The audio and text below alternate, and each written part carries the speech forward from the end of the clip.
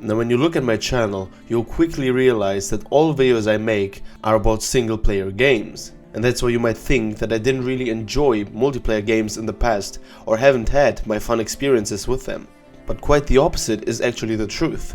And in this video I want to talk specifically about why I only play single player games and have moved away from multiplayer games in recent years.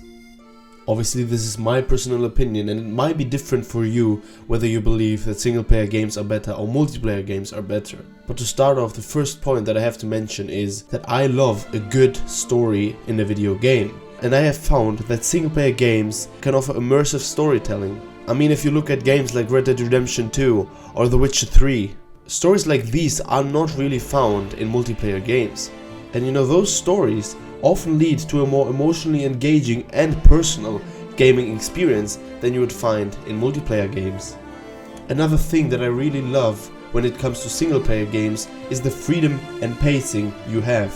Like, single player games allow players to progress at their own pace. You know, you don't have the influence of other players or you don't have any time constraints. Whether you need 20 hours or 200 hours for the same game to complete, no one will really care. But imagine being a Counter-Strike Global Offensive player with 3000 hours and only being in the silver ranks. And you know, the external pressure point is very important for me because I quit things like Instagram or like TikTok some time ago because you compare yourself too much to other people, and in multiplayer games it's often the same thing. And I enjoy the game more without the need for intense competition.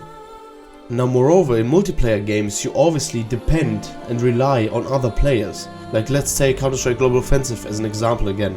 Like, you have a team of 5 players. If you're playing solo matchmaking, it is completely random whether you'll have a great or a negative experience because of the reliance on other players. Like, if you have really skilled and friendly teammates, you'll obviously have a very different experience than if you would have some rude and screaming teammates. And another thing that I really love in single player games is the focus on exploration and discovery, because single player games often encourage exploration of vast game worlds and the discovery of hidden secrets and treasures. And you know, me personally, I really enjoy a sense of adventure and the thrill of uncovering new things in real life and also in video games. While in most multiplayer games like Call of Duty, Battlefield or Counter-Strike, you have some maps that you play over and over again and that you know in and out, which is better obviously for the game, because the better you know the map, the better you'll play around it.